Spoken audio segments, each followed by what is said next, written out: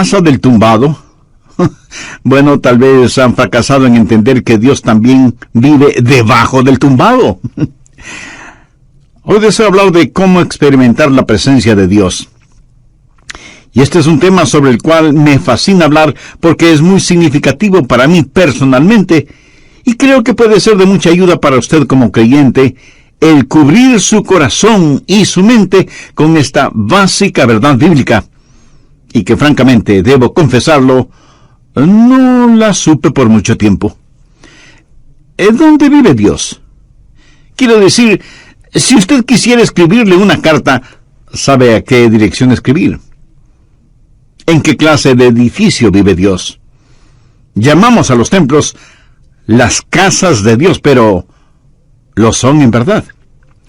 Veamos Hechos capítulo 7 desde el verso 47. Mas Salomón le edificó casa, si bien el Altísimo, ese es otro nombre para Jehová, Dios, no habita en templos hechos de mano, como dice el profeta. El cielo es mi trono y la tierra el estrado de mis pies. ¿Qué casa me edificaréis? Dice el Señor. ¿O cuál es el lugar de mi reposo? ¿En dónde mismo vive Dios? Le sorprenderá a usted al estudiar la Biblia el descubrir que Dios ha vivido en una serie de casas. Dios crea y diseña una casa, la habita por un tiempo, y si la casa está sucia, Dios sale de ella. Usted me dirá, pastor, no entiendo de lo que me está hablando. Bueno, usted va a aprender un principio en este mensaje. Dios no vivirá en una casa sucia. Otros podrán hacerlo, pero el único Dios verdadero, no. Dios ha vivido en una variedad de casas. La primera casa de Dios fue un hombre, y su nombre fue Adán. Adán fue una casa, y Dios vivió en Adán. En Génesis 2:7, la Biblia dice, entonces Jehová Dios formó al hombre del polvo de la tierra, y sopló en su nariz aliento de vida, y fue el hombre un ser viviente. Ahí tiene usted la primera casa diseñada por Dios. En el transcurso de este mensaje haré énfasis en 4 palabras: diseño, deshonra, desolación y destrucción. Y grabe bien esto en su mente. Y si usted descubre verdades en este estudio bíblico, será increíblemente bendecido y recibirá sobreabundante ayuda para su vida. Así que Adán fue una casa diseñada. Dios diseñó a Adán. Y Adán fue una casa de 3 cuartos. El cuarto exterior se llamó cuerpo, el cuarto interior su alma, y el tercer cuarto su espíritu.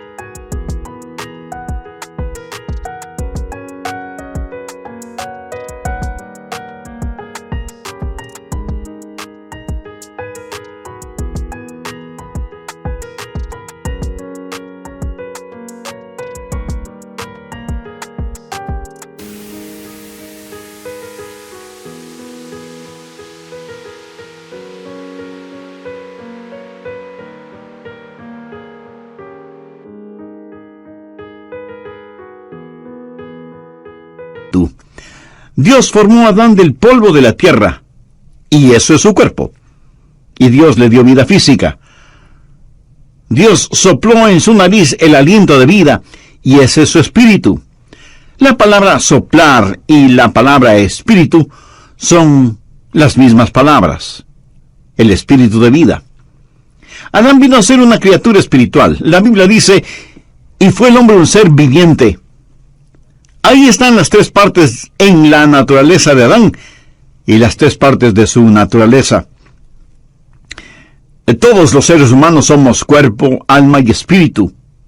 Esa es la razón por la que Pablo dice en 1 Tesalonicenses 5, 23 y 24, y el mismo Dios de paz os santifique por completo, y todo vuestro ser, espíritu, alma y cuerpo, sea guardado irreprensible para la venida de nuestro Señor Jesucristo.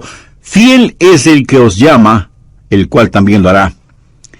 Pablo les está diciendo que oraba a Dios para que el cuerpo, alma y espíritu de ellos fuera guardado sin mancha. Dios hizo de Adán una casa, no una casa para Adán.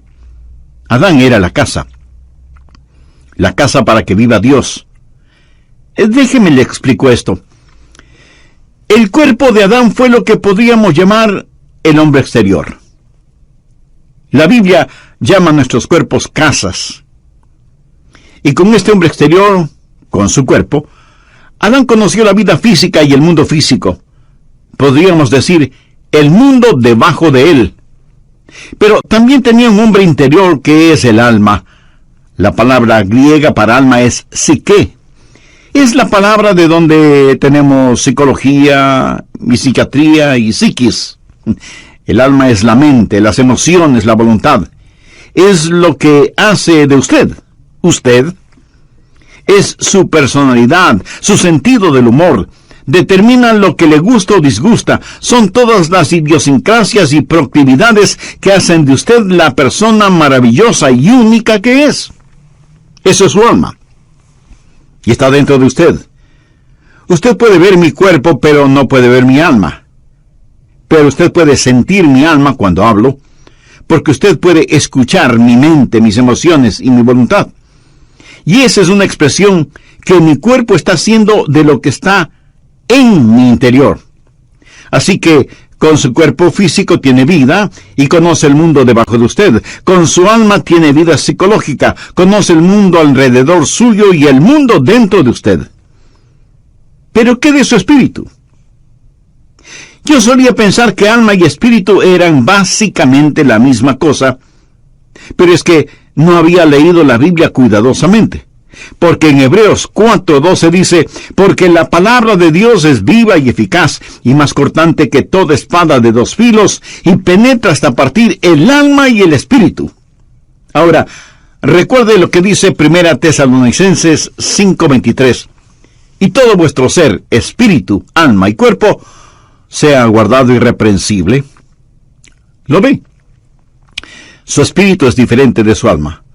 Ambos son invisibles y son inseparables, pero no son idénticos. Con mi cuerpo tengo vida física y conozco el mundo físico, el mundo debajo de mí. Con mi alma tengo vida psicológica y conozco el mundo social, el mundo que me rodea. Pero con mi espíritu tengo vida espiritual y conozco el mundo que está por encima de mí. ¿Se da cuenta? Fuimos creados para relacionarnos con tres mundos, el mundo físico, el social y el espiritual. Conozco el mundo que está debajo de mí, el mundo que está alrededor mío, y con mi espíritu conozco el mundo que está encima de mí. En Juan 4:24 leemos, Dios es espíritu, y los que le adoran en espíritu y en verdad es necesario que le adoren en espíritu y en verdad. Y en Romanos 8:16 Pablo dice, el espíritu mismo da testimonio a nuestro espíritu de que somos hijos de Dios. En el libro de Génesis, cuando habla de criaturas vivientes, literalmente dice almas vivientes. Si usted tiene un perro, ese perro tiene una mente, una emoción y una voluntad, pero no tiene espíritu. Un perro no puede orar, un perro no puede adorar, un perro no conoce a Dios. Puede mover su cola y hacer piruetas, pero no conoce a Dios. Y las flores, hermosas como son, tienen un cuerpo, pero no tienen alma. Los animales tienen cuerpo y alma, pero no tienen espíritu. Solo el hombre, hecho a la imagen de Dios, tiene espíritu. Adán fue una casa de 3 habitaciones, y a Dios le gusta eso. El cuarto exterior fue su cuerpo, el cuarto interno fue su alma, pero en el cuarto más privado es en donde Dios habita. Dios dice que habitará con aquel que es humilde y contrito de espíritu. El espíritu humano es el lugar en donde habita el Espíritu Santo. Cuando la Biblia dice que Dios caminaba con Adán en el jardín del Edén, ¿cómo caminaba Dios con Adán? ¿Caminaba Dios al lado de Adán? Dios no tiene un cuerpo físico. Dios caminaba en él y con él. Adán era la casa de Dios y Dios vivía en Adán, y él caminaba y hablaba con Adán. Dios es un Dios trino, Dios el Padre, Dios el Hijo y Dios el Espíritu Santo. Y todo lo que Dios hace representa la Trinidad de Dios. Por ejemplo, el espacio. ¿Qué es el espacio? Altura, anchura y profundidad. La altura no es la anchura y la anchura no es la profundidad, pero todas son parte de lo mismo. Usted puede identificar cada una de ellas, pero no puede separar ninguna de ellas. Y así es Dios. Dios es Padre, Hijo y Espíritu Santo. Ahora, el Padre no es el Hijo, y el Hijo no es el Espíritu Santo, y el Espíritu Santo no es el Padre. Y sin embargo, todos son uno, no son idénticos, pero sí son inseparables, y son Dios. Otro ejemplo, el tiempo. El tiempo es pasado, presente y futuro. El pasado no es el presente, y el presente no es el futuro, y el futuro no es el pasado. Y aunque el tiempo es uno, cada una de sus partes es fácilmente identificable. Cada cosa que Dios ha hecho refleja la Trinidad de Dios, espacio y tiempo y hombre. Usted fue creado para ser una casa en la cual Dios viva. Adán fue la primera casa de Dios, la casa primordial, la casa diseñada por Dios mismo. Pero esa casa diseñada se volvió una casa deshonrada. Dios le dio a Adán una advertencia, no una amenaza, sino una advertencia. Dios le dijo a Adán: hay un árbol en el jardín del Edén, el fruto del cual no debes comer, porque el día que llegues a comerlo, de seguro morirás. Y todos sabemos, Adán desobedeció y comió del fruto de ese árbol. Génesis 3:6 nos dice que Eva tomó del fruto y lo comió, y dio también a su marido, y él lo comió. Y por tanto, el pecado entró en esa casa. El pecado manchó y ensució la casa. Y la casa que fue diseñada por Dios se volvió en una casa deshonrada por el hombre. Dios les advirtió que no lo hicieran, pero ellos lo hicieron de todas maneras, y el pecado entró y manchó la casa en la cual Dios estaba viviendo. Pero algo más sucedió. La casa diseñada, que fue casa deshonrada, se volvió en una casa desolada. ¿Qué pasó cuando Adán pecó? Dios sencillamente salió de esa casa, porque Dios no puede vivir en una casa sucia. Dios le había advertido a Adán: el día que comas del fruto prohibido, de seguro morirás. ¿Alguna vez se ha preguntado qué es la muerte? La muerte no es la separación del alma y del cuerpo. Si yo tuviera un masivo ataque al corazón ahora mismo, y vinieran los doctores y me examinaran tratando de encontrar mis signos vitales y finalmente diagnostican: está muerto, estarían diciendo una mentira, porque yo no puedo morir. Porque Jesús dijo: el que cree en mí, aunque esté muerto, vivirá. Y yo creo en Jesús. Yo no puedo morir. Usted está escuchando a un hombre que jamás morirá. Todo lo que haré será simplemente cambiarme de casa. Mi verdadero yo se irá al cielo. Pablo lo dijo claramente: ausentes del cuerpo y presentes en el Señor. La muerte no es la separación del alma y del cuerpo. La muerte es la separación de nuestro espíritu de Dios. ¿Lo comprende? Eso es la muerte. Dios le dijo a Adán que el día que comiera del fruto prohibido moriría. Bueno, si usted lee cuidadosamente su Biblia, sabrá que Adán vivió más de 900 años. Sin embargo, Dios le dijo: ese día morirás. Es obvio que Adán no murió físicamente. Adán murió espiritualmente. Y cuando él murió físicamente, 900 años más tarde, su muerte espiritual lo alcanzó y murió físicamente. Déjeme decirle cómo murió Adán, y quiero que lo recuerde porque es muy importante. Adán murió inmediatamente en su espíritu, progresivamente en su alma y finalmente en su cuerpo.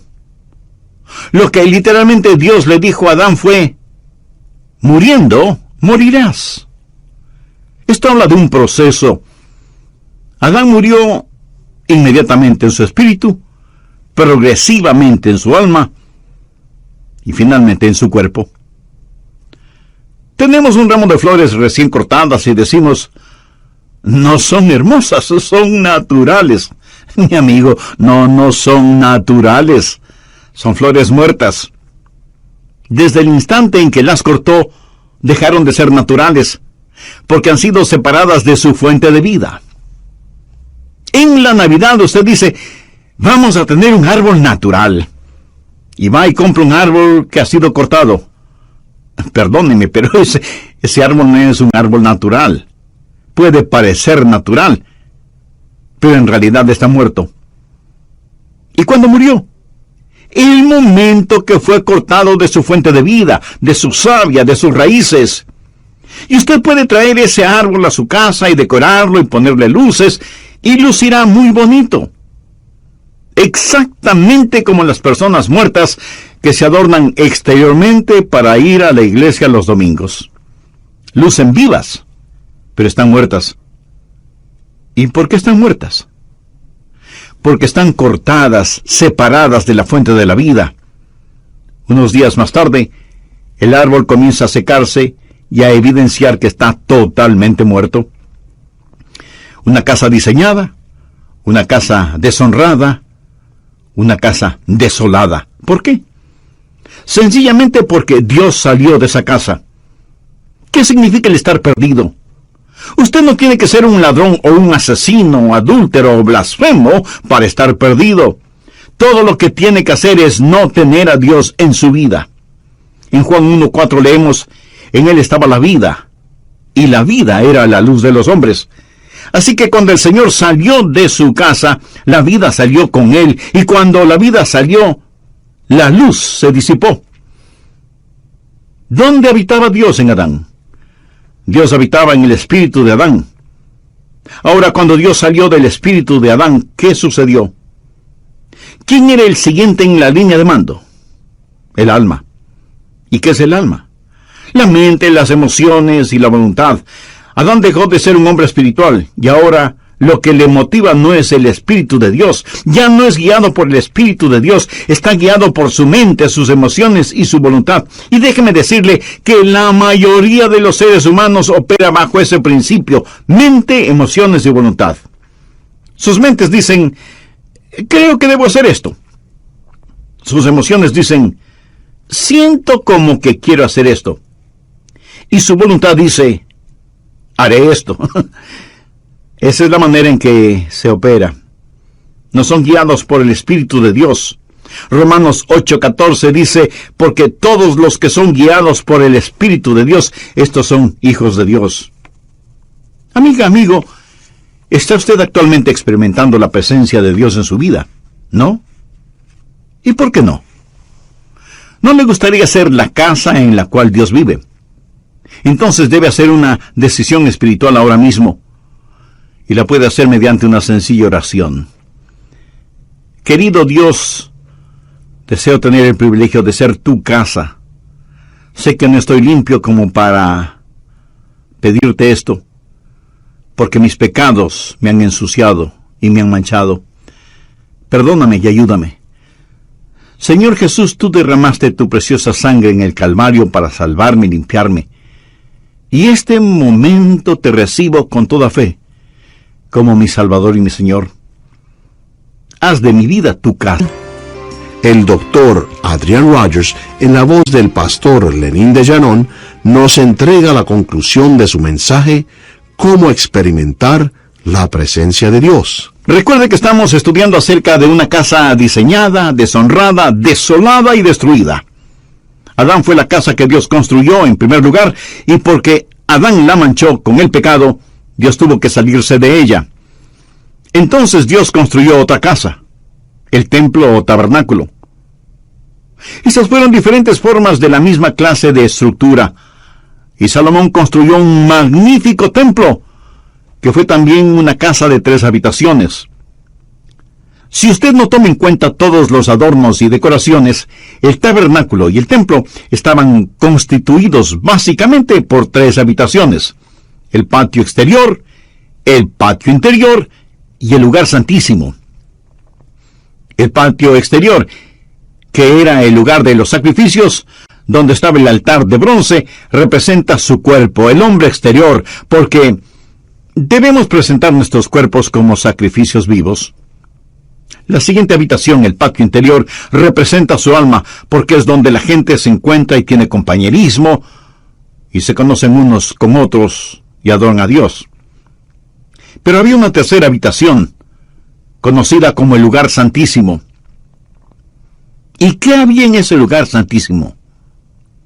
La Shekinah, la gloria del Señor.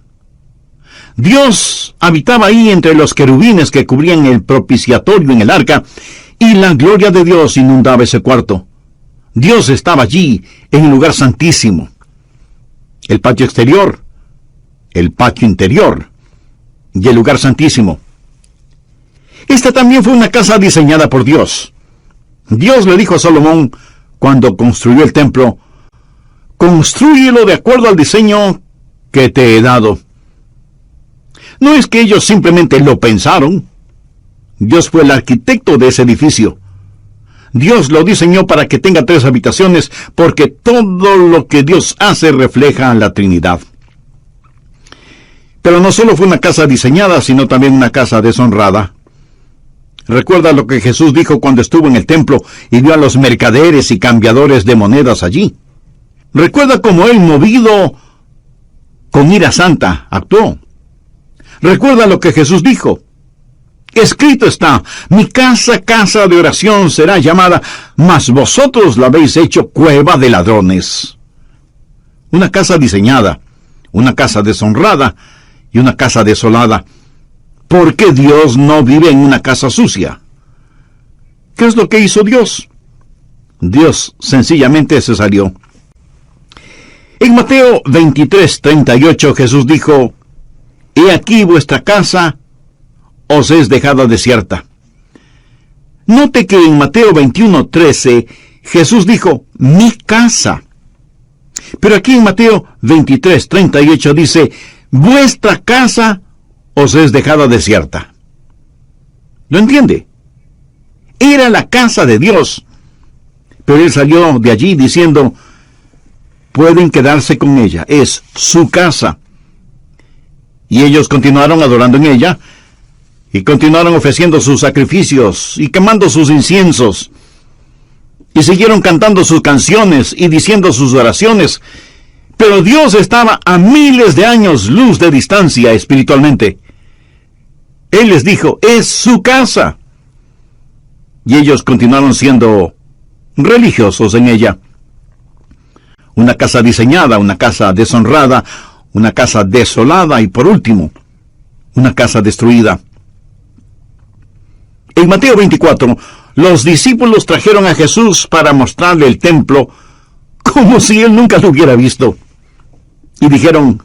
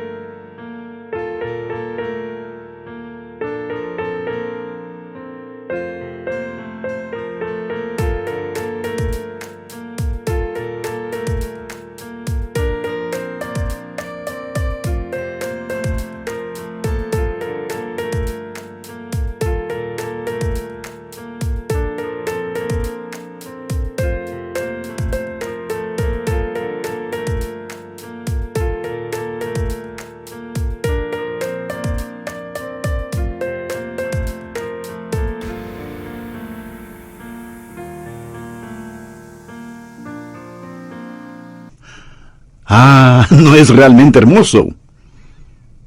Y Jesús les dijo: «¿veis todo esto? De cierto os digo que no quedará piedra sobre piedra. No quedará piedra sobre piedra». Y eso es verdad. He estado allí, lo he visto con mis propios ojos. No quedará piedra sobre piedra. Ese magnífico templo que Herodes construyó ya no existe. ¿Por qué? Una casa diseñada, una casa deshonrada, una casa desolada y una casa destruida. Bien, la primera casa de Dios fue Adán, luego el tabernáculo, el templo, que fue como una lección. La siguiente fue la casa perfecta de Dios. ¿Sabe qué casa fue? Nuevamente un hombre, y su nombre es Jesús, el último Adán, quien vino a restaurar lo que el primer Adán perdió y a enseñarnos qué es lo que el templo nos enseña. ¿Fue Jesús una casa de Dios? Por supuesto que sí. Leamos Juan capítulo 2, los versos del 19 al 21. Respondió Jesús y les dijo: «Destruid este templo, y en 3 días lo levantaré». Dijeron luego los judíos: «En 46 años fue edificado este templo, y tú en 3 días lo levantarás». Mas él hablaba del templo de su cuerpo. Ellos no entendieron que Jesús estaba hablando de otro templo, que Jesús mismo era el templo. Recapitulemos esto. Primero, una casa diseñada. El cuerpo de Jesús fue obra del Dios Todopoderoso. En Hechos 10:5 leemos: «Me preparaste cuerpo». El cuerpo de Jesús fue el perfecto diseño de Dios el Padre. Esa es la razón del nacimiento original, concebido en el vientre de María. Él vino como vino, nacido de una virgen, para ser lo que fue, sin pecado, para hacer lo que hizo, morir por nuestros pecados. Y murió por nuestros pecados para que nosotros seamos lo que Él es, Hijo de Dios. Se hizo Hijo del Hombre para que nosotros podamos ser hijos de Dios. Nació de una virgen para que nosotros podamos nacer de nuevo. Él vino a la tierra para que nosotros podamos ir al cielo. Jesús fue una casa diseñada. Segundo, una casa deshonrada. Usted dirá: «Oh, no, pastor, no esa casa». Busque Isaías 53:6. Todos nosotros nos descarriamos como ovejas, cada cual se apartó por su camino, mas Jehová cargó en él el pecado de todos nosotros. Escuche, mi pecado, su pecado, nuestros pecados fueron puestos sobre el Señor Jesucristo.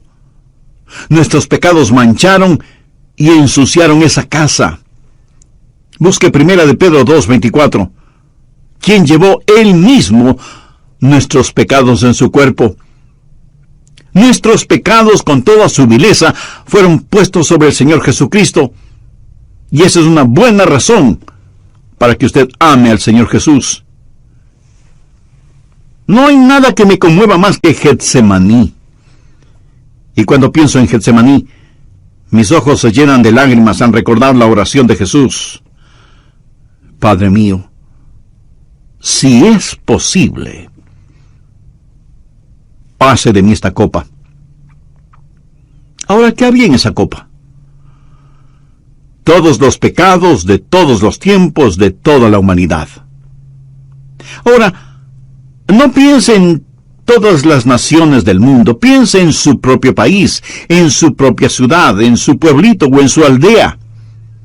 Y piense solo en el pecado de la mentira en un solo día. Piense en las blasfemias que se dicen en un solo día y las perversiones sexuales que ocurren en un solo día.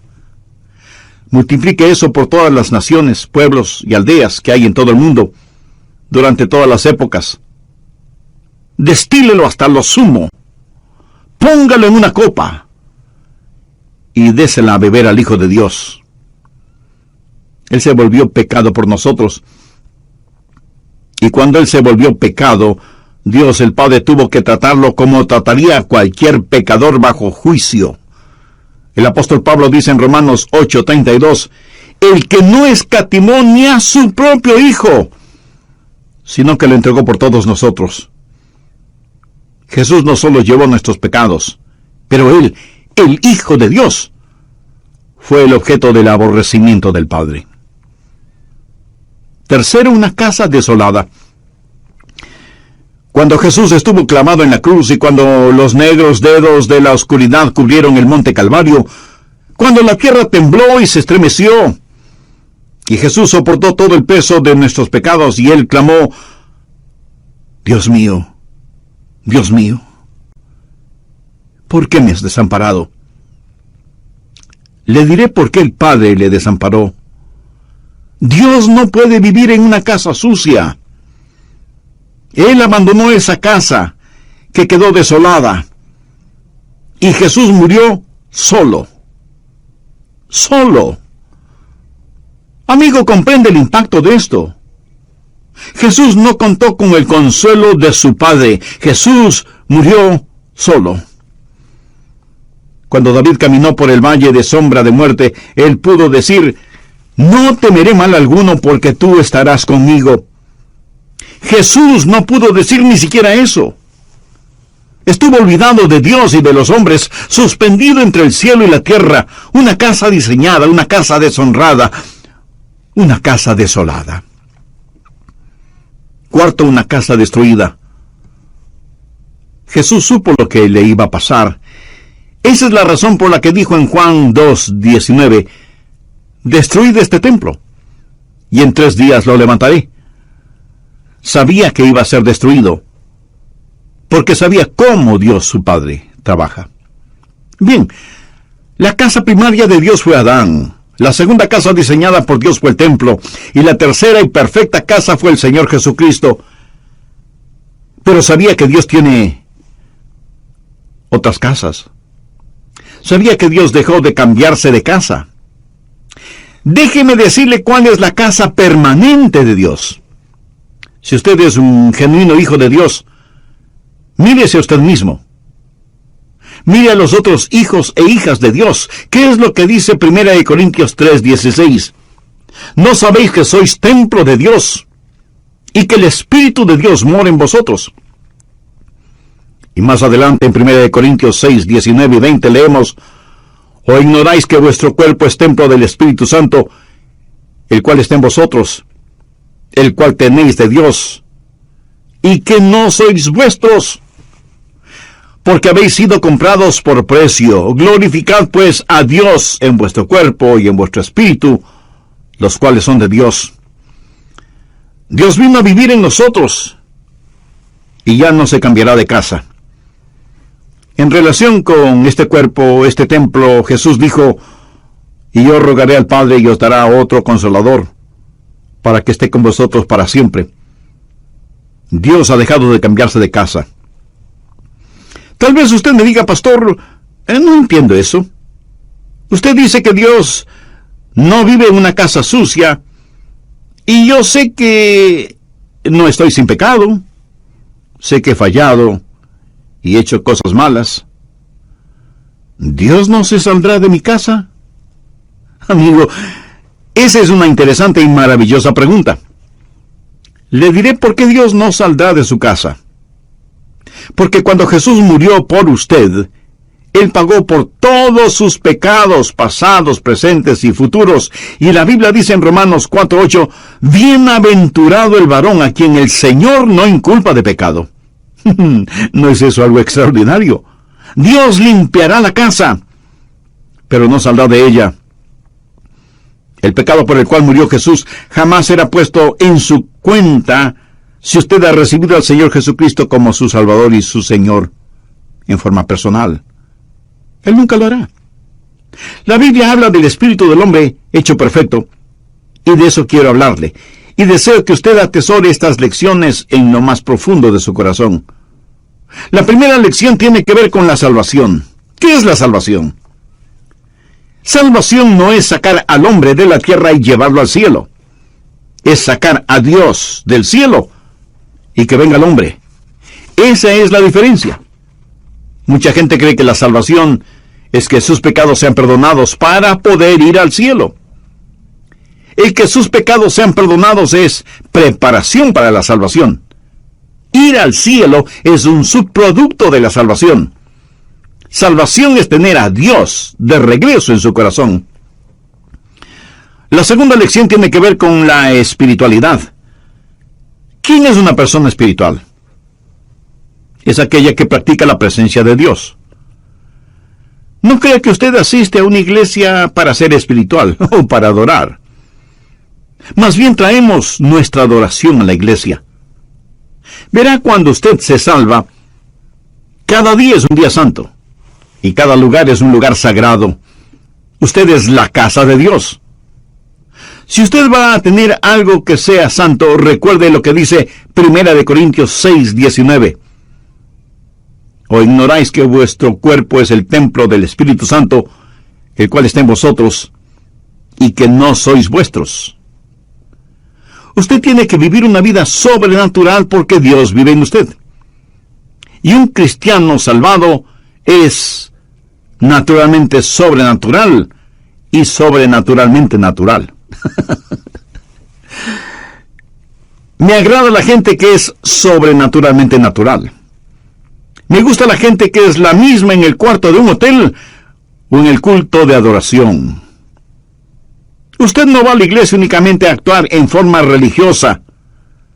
¿Sabe cómo Jesús llama a los actores? Hipócritas. Escúcheme. Si usted es ya salvo, Dios vive en usted. Y cada día es un día santo y cada lugar es un lugar sagrado. Y todo lo que haga debe hacerlo como para la gloria de Dios. Practique la presencia de Dios. La tercera lección tiene que ver con la seguridad. Gracias a Dios, Él dejó de cambiarse de casa. En Juan 14:16, el Señor Jesús nos dejó una firme y segura promesa. Y yo rogaré al Padre, y os dará otro consolador para que esté con vosotros para siempre. Dios salió de la casa que fue Adán. Dios no va a salir de mi casa. ¿Cuál es la diferencia? Yo tengo algo que Adán no tuvo, a menos que se haya salvado. En el jardín del Edén, Adán fue inocente. Pero yo soy justo. No mi propia justicia, sino la justicia de Dios impartida. ¿Cuál es la diferencia entre inocencia y justicia? Bueno, inocencia es lo que la palabra implica, nunca pecado. Pero la justicia es el regalo de Dios. Es el compartir la naturaleza santa de Dios. Y la cuarta lección tiene que ver con el servicio. ¿Qué es el servicio a Dios? Bueno, servicio a Dios no es hacer algo por Dios, es más bien dejar que Dios haga algo a través suyo. Y si usted piensa que estoy jugando con las palabras, no lo estoy haciendo. Dios vive en usted. Y Dios en usted es adecuado para cada demanda que será puesta sobre su vida hoy y por el resto de su existencia. Y la próxima vez que usted necesite amor, no diga, Señor, dame amor. Diga, tu amor, Señor. Y la próxima vez que necesite paciencia, diga, tu paciencia, Señor. Y la próxima vez que necesite sabiduría, pida tu sabiduría, Señor. Todo lo que usted necesite está en el Señor Jesucristo. Y el Señor Jesús está en usted. Entonces todo lo que usted necesita es tener al Señor Jesucristo. Y la Biblia dice que en Él estamos completos. Y cada demanda de Dios sobre su vida es una demanda sobre el Señor Jesús que vive en usted. Hay una sola persona que vivió la verdadera vida cristiana. Su nombre es Jesús. Y si la vida cristiana se vive en su vecindario, en su hogar, en su trabajo, será Jesús quien la viva. Pero la vivirá por intermedio suyo. Y la vida que usted viva será el Cristo en usted viviendo esa vida. Amigo, ¿vive Cristo en usted? ¿Tiene Dios su casa en su corazón? Si usted todavía no ha recibido a Jesús como su Salvador y Señor en forma personal, ¿por qué no lo hace este momento?